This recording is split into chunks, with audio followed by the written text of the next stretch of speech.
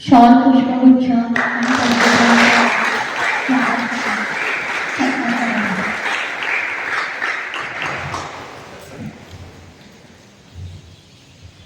आता टाळ्या कमी पडल्या असं मला वाटतं.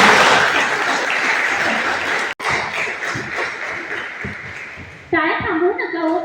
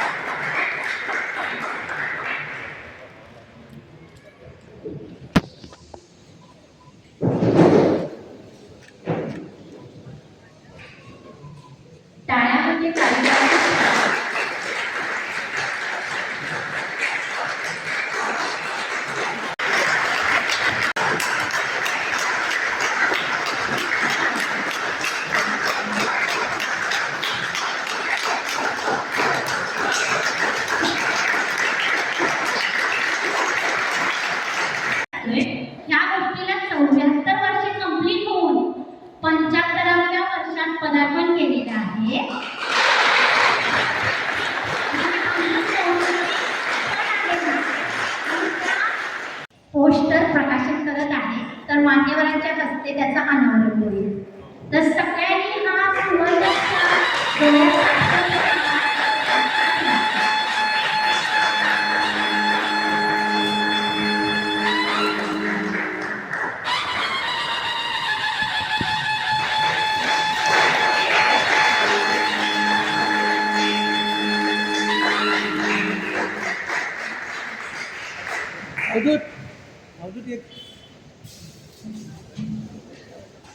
झालं. हे भारतातील महान कुस्तीपटू होते. त्यांचा जन्म 15 जानेवारी 1926 रोजी महाराष्ट्रातील सातारा जिल्ह्यात गोळेश्वर येथे झाला. त्यांच्या वडिलांचे नाव दादासाहेब जाधव आणि त्यांच्या कामगिरीमुळे अनेक तरुणांना प्रेरणा झाली. भारत सरकारने त्यांच्या योगदानाचा गौरव केला आहे. तर आशावाद जाधव यांचे नाव भारतीय क्रीडा इतिहासात आता जे राजाराम हायस्कूल आहे तिथं आम्ही एक मोठा कार्यक्रम घेतला होता आणि त्यानंतर खरं तर माझ्याकडे पुस्तकाचं प्रकाशन होतं. त्यानिमित्ताने मी खरं तर कोल्हापुरात आलो होतो. पण काही कालांतराने म्हणून सगळ्यात पहिला सगळ्यात मोठा कार्यक्रम आज चालुक्यात ठेवते. चालुक्याची इतिहास मी वाचला, सर्च केला तर ह्या सगळ्या मराठा साम्राज्याची सुरुवात चालुक्यापासून झाली होती. मग चालुक्य सरकार आले आणि योगायोग असं की ज्यांनी पद्मभूषणची आपण वाट बघतोय त्याची पण सुनावणी ह्याच कोल्हापुरात व्हावी असा सगळा दूरदर्शनचा योग असताना आपल्याबरोबर हा कार्यक्रम घेताना मला विशेष आनंद होतोय. परंतु आज माझ्यापेक्षा माझ्या डाव्या बाजूला जे विशेष मान्यवर आहेत त्यांचं व्यासपीठावरून विशेष स्वागत करण्यासाठी पण मी इकडे आलेलो आहे. खरं तर पाटणकर सरकारांची माझी ओळख जर कशामुळे झाली असेल ती ऑलिम्पिक डे निमित्ताने झाली आणि मला वाटलं की वयाने ज्येष्ठ असणारी माणसं काम करत नाही, पण मला सांगायचं वाटतं माझ्यापेक्षा तिप्पट वेगाने वयाच्यानुसार कामाच्यानुसार असे काम करणारे तरुण असे सरकार आपल्याबरोबर आहेत. आणि येणाऱ्या काळाला फक्त क्रिकेटच नाही, मला वाटतं येणाऱ्या काळात जसं लॉस एंजेलिसला जेव्हा ऑलिम्पिकला मी आणि तेजस्विनी आम्ही जाऊ त्यावेळेला जसं क्रिकेट आलं ऑलिम्पिकमध्ये तर पाटणकर सरकार हे क्रिकेट पुरता मर्यादित नाही. क्रिकेट आता ऑलिम्पिकमध्ये आल्यामुळं ऑलिम्पिकसाठी पण पाटणकर तितकेच कार्यशील राहणार आहे. आणि सगळ्यात पाटणकर सरकारांचं कौतुक करावं. आत्ताच त्यांना उद्या त्यांची प्रेस कॉन्फरन्स ते विषय बोलतील, पण मी त्यांची थोडी क्षमा मागतो कारण की क्रिकेटसाठी त्यांनी काही एकर जागा मिळवली आहे. त्याच्यातले 30 ते 40% जागा ही आपल्या कुस्ती, नेमबाजी आणि इतर ऑलिम्पिक खेळायला देणार आहे. त्यामुळं आजच्या दिवसाचं महत्त्व मला फार विशेष वाटतं. त्याबद्दल पाटणकर सरकारांना किती वेळा सॅल्यूट करावा हा खराच प्रश्न आहे. कारण की क्रिकेट आणि ऑलिम्पिक जसं वरती आलंय तसं आपल्या कोल्हापुरात पण आलंय. पण येणाऱ्या ऑलिम्पिकमध्ये आजच्या कार्यक्रमाचा शेवटी हेतू काय आमचा की येणाऱ्या ऑलिम्पिकमध्ये जे आपण स्वप्न पाहिलं होतं ह्या कोल्हापुरातून ऑलिम्पिकपटू व्हावा. आजच्या कार्यक्रमाचा मुख्य हेतूच आहे की ह्या कोल्हापूरमधून ऑलिम्पिक पुन्हा एकदा खाशापा जाधव घडण्यासाठी. खरं तर स्वप्नील कुसाळेंनी खूप मोठी झेप घेतली. मी त्या ऑलिम्पिकला होतो. आम्ही जवळजवळ जेव्हा ते नेमबाजी स्पर्धा होती मला तिथला अनुभव तुम्हाला खास शेअर करायचा होता किती कठीण असतं ते. किंवा ज्या वेळेला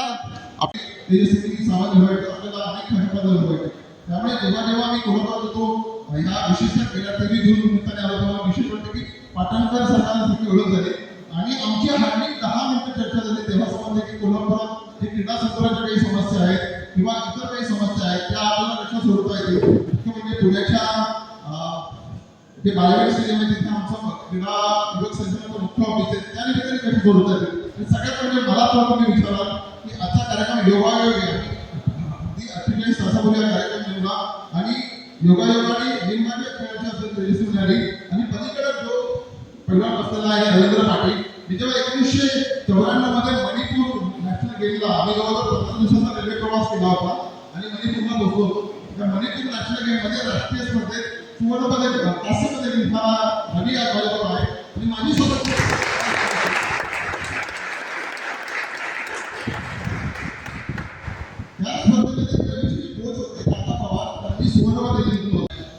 या स्पर्धेमध्ये ऑलिम्पिक ट्रेनिंग म्हणून मला असं वाटतं की आता पुण्याच्या बऱ्याच गोष्टी ह्या आपल्या कोल्हापुरात जे गरजेचं आहे त्यासाठी जे करता येईल त्यासाठी मी कटिबद्ध असणार आहे. त्यासाठी मला कळत नाही की मी ऍक्च्युली आलो वेगळा कार्यक्रम करायला आणि तर ह्या कोल्हापूरच्या बाजूची किंवा काही घटना घडवत बघा. इतक्या वर्ष तेजस्वी सावंत आपली फक्त पुण्याच्या मैदान मिळवलं आणि हे कसं पाटणकर सरकारांनी आपल्या भारतासाठी ऑलिम्पिक मध्ये जिंकला. टोकियो ऑलिम्पिक मध्ये आम्ही खेळ बघितला होता. काही थोडक्यात तुम्हाला माहिती का शूटिंग मध्ये तो दिवस चालतो. ज्या दिवशी स्वप्नीलला मेडल मिळालं त्या दिवशी त्याचं खूप नशीब चांगलं होतं, त्याचं पुण्य चांगलं होतं आणि तो फायनलमध्ये आला आणि त्यांनी पुन्हा एकदा आपल्या देशाचा झेंडा उंचावला. पण मी जेव्हा काल तेजस्विनीला फोन केला, तेजस्विनी दिदीने मला फोन केला की मी तुमचा फोन उचलू शकत नाही, मी आजही प्रॅक्टिस करते. मला वाटतं तेजस्विनी आपल्याला थांबायचं नाहीये, जोपर्यंत ऑलिम्पिक पदक मिळणार नाहीये तोपर्यंत तेजस्विनी आपला सराव होणार आहे. त्यासाठी त्या सरावांनी हवं, जी मदत हवी, तुमच्या सगळ्यांची साथ हवी, कारण की कुठल्याही गोष्टीला एकटा खेळाडू काही करू शकत नाही. त्या शहरातलं वातावरण, त्या शहरातली मानसिक स्थिती आणि पाटणकर सरकार जोपर्यंत ऑलिम्पिक मेडल एक नव्हे 10 तरी मेडल कोल्हापुरात देत तोपर्यंत आम्ही पण तुम्हाला असं हाताची घडी घेऊन घालून बसून देणार नाही. त्यामुळे राहायचे तिथे त्यांनी काही भूमिगतांना आपल्याला आश्रय दिला होता. त्या भूमिगतांना आश्रय दिल्याबद्दल आणि इंग्रजांची मुलीटी म्हटल्याबद्दल खाशाबांना इंग्रज अधिकाऱ्यांनी 2 दिवस डांबून ठेवलं होतं. एक दिवस खाशाबांच्या त्यांच्याबरोबर असलेले जे सहकारी ते बाबूराव चव्हाण ही 2 लहान मुलं होती. शेवटी खाशाबांच्या जोरात कानाखाली इंग्रज अधिकारी होता वालावार करून त्यांनी मारली. मुलं रणाला लागली म्हणून सोडून दिलं. तुम्हाला माहिती नसेल खाशाबा तितके देशभक्त होते. ही देशभक्तीचीच प्रेरणा घेऊन खाशाबा 1948-47 मध्ये राजाराम महाविद्यालयात आले. तेव्हा त्यांना अचूक असे प्रशिक्षक भेटले, ते म्हणजे गोविंद नागेश पुरंदरे. माझ्या तेजस्विनी दिदी आणि पाटणकरांना विशेष असं आव्हान असणार की चांगले प्रशिक्षक आपल्याला मिळायला पाहिजे. जी गोष्ट खाशाबाबत घडली त्यांना गोविंद पुरंदरे नावाचा एक मोठे प्रशिक्षक मिळाले. मला सांगावं असं वाटतं की जेव्हा 1948 मध्ये खाशाबा फर्स्ट टाइम लंडन ऑलिम्पिकला गेले तेव्हा त्यांना जहाजाने प्रवास करावा लागला असेल. तुम्ही इमॅजिन करा त्या काळी 1948 पर्यंत जेवढे आपले संघ गेले. 1936 मध्ये करता आपली ऑलिम्पिक परंपरा. 1928 मध्ये भारताने पहिलं हॉकीतलं ऑलिम्पिक मेडल जिंकलं. त्यानंतर 1932 मध्ये जिंकलं लॉस एंजेलिस मध्ये, त्यानंतर 36 मध्ये जिंकलं बर्लिन मध्ये आणि त्यानंतर 1948 मध्ये जो सगळा संघ गेला भारताचा तो जहाजाने गेला होता. त्याला कमीत कमी 3 आठवडे प्रवास होता. 3 आठवड्याचा जहाजाचा प्रवास करून खाशाबा जेव्हा त्याने लंडनमध्ये पाऊल ठेवलं ते होतं वर्ष 1948. तुम्ही विचार करा वर्षभरापूर्वी ज्या देशाने आपल्यावर राज्य गाजवले त्या देशात पाऊल ठेवणं ही जर त्या कुठल्या मातीची किमया असेल ती कुठल्या मातीची जसं म्हणजे कोल्हापूरच्या मातीची होती आणि ह्याच मातीच्या सराव करत त्यांनी 6वा क्रमांक मिळवला. पण ते पराभूत झाले. पण ते पराभवानंतर त्यांनी आपण काय ठरवलं की आपल्याला पुन्हा आपल्या देशासाठी मेडल जिंकायचे. ते परत जहाजाने परत भारतात आले आणि त्यांनी एकच ध्येय ठेवलं आणि तेव्हा ते कॉलेजला होते. सगळ्यात महत्त्वाचं म्हणजे पाटणकर सरकार आम्ही जो ऑलिम्पिक कव्हर करतो तुम्हाला सगळ्यांना सांगायचंय की विशेषतः पत्रकारांना की ऑलिम्पिक मेडल कुठे घडतात तर ते 11वी 12वी पासून तर कॉलेजमध्ये घडतात. त्यामुळे विद्यापीठ लेवलचं जे आपलं कोल्हापूरचं क्रीडा दर्जा असेल तो पण उंचावला पाहिजे. मला सांगायचं वाटतं की यंदाच्या खेलो इंडिया विद्यापीठ स्पर्धेला मी जयपूरला गेलो होतो तर कोल्हापूरचा दर्जा एकदम खाली होता. पुण्याचा ठीकठाक होता, त्या मुंबईचा ठीकठाक होता, पण कोल्हापूरचा त्याच्या खाली होता. ह्याचा अर्थ सगळ्यात महत्त्वाचं जर ऑलिम्पिक पदक विजेते घडवण्यासाठी तुम्हाला विद्यापीठ लेवलला काम करायला लागणार. जागतिक मेडल जिंकलं होतं. हत्तीहून मिरवणूक काढणार होती. खरं तो माझी इच्छा होती की हत्तीहून मिरवणूक काढायची होती, पण ती हत्तीहून मिरवणूक तिथं काय नक्की तो अनुभव आहे, किस्सा आहे? काय नाही, आमच्या कोल्हापूरकरांचं प्रेम आहे ते. सगळ्यात महत्त्वाचं म्हणजे की राष्ट्रकुल स्पर्धा जिंकली आहे तेजस्वी, सगळ्यांना माहिती आहे. ऑलिम्पिक पर्यंत गेली होती. राष्ट्रकुल स्पर्धेत असून तर ऑलिम्पिक पर्यंत जायचा. पण येणाऱ्या काळात ह्या खेळाडूंना तुम्ही कोल्हापूरकर म्हणून काय सांगाल की राष्ट्रकुल पासून तर ऑलिम्पिक पर्यंत कशी जिंकली? आता तुम्ही सगळे मला लहान आहात तेव्हा माझे लहान बहीण भाऊ म्हणून मी सांगते, मी जे अनुभवलं त्यातून किंवा मी माझ्या खेळातून जे शिकले ते एकच शिकले की म्हणजे चालुक्य राजवंश ज्यांनी कोल्हापूरची नीव ठेवली. पाटणकर सरकार हे आमच्याच वंशातले आहेत आणि या चांगल्या कामासाठी भविष्यामध्ये चालुक्य परिवारातून कुणीतरी चांगला खेळाडू घडावा, संपूर्ण महाराष्ट्रातले चालुक्य एकत्र यावे या उद्देशाने सुरुवात केलेली अकॅडमी. चालुक्य या शब्दाचाच अर्थ होतो मल्ल आणि मल्ल म्हणजे खेळाडू.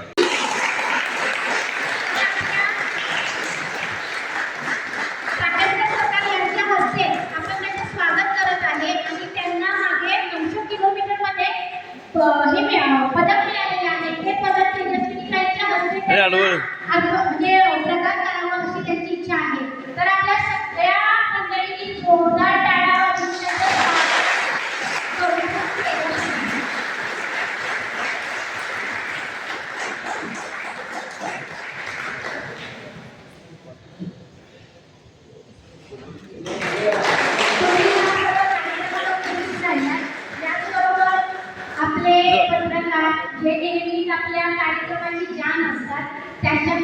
आपल्याला सन्मान मिळतो.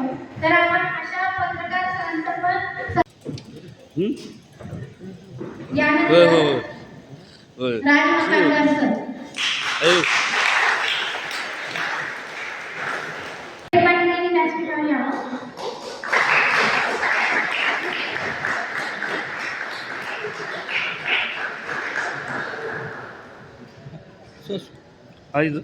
ठाणेकर सरांना मी बोलवतीये आणि अविनाश शेलार सर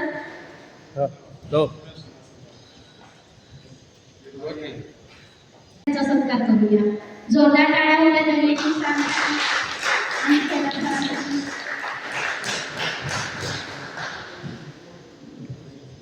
तर टाळ्या होऊ द्या. पत्रकारांना आनंद होऊ द्या. करतो किंवा या सगळ्यांच्या आशीर्वादाने मी मोठी शेत मांडली आहे. सागर वयाने लहान असताना तो गुरु आहे, पण सागरनी या सगळ्या कोल्हापूरच्या स्पोर्ट्सचा विशेष अभ्यास केलेला आहे. मी सागरला विनंती करेन की आम्हा सगळ्या लोकांना काय करावं लागेल जे तू लिखाणात घेतो आज तू थोडक्यात आम्हाला सांगावं अशी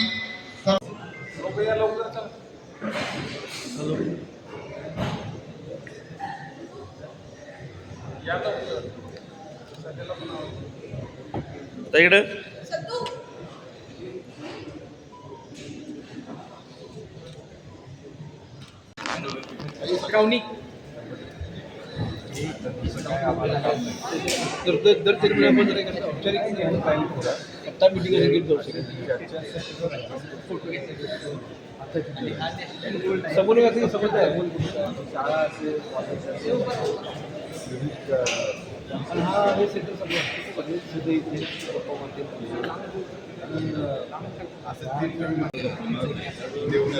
आपण पहिलं करू 100% आलंय, पण ते आपण दोघं नमस्कार, मी तेजस्विनी सावंत. खाशाबा जाधव सरांच्या 74व्या पदक दिना समारंभानिमित्त आज जे चर्चासत्र झालं त्याच्यातून आम्हा सगळ्यांना जे वाटतं तेच मी पुन्हा एकदा सर्वांना आवाहन करते की कोल्हापुरातल्या सगळ्या क्रीडा संघटनांनी एकत्र येऊन दर 3 महिन्याला आपण रिव्ह्यू घेऊ आणि आपले विचार मांडू आणि आपण सगळे एकत्र येऊन कोल्हापुरातून ऑलिम्पिक मेडल्स कसे बाहेर येतील किंवा कोल्हापुरातल्या नवीन जनरेशनकडून ऑलिम्पिक मेडल आपण कसे मिळवू शकू यावर एकत्र येऊन काम करू. आणि त्यासाठी सगळ्यांनी फक्त क्रीडा संघटकांनीच नाही तर सगळ्या खेळाडूंनी आणि त्यांच्या पालकांनीही एकत्र यावं असं मी आवाहन करते. धन्यवाद. या की जाऊ की पुढे डॉक्टर साहेब पुढे जाऊ की येतो मागे त्यांना अवघड पडतं.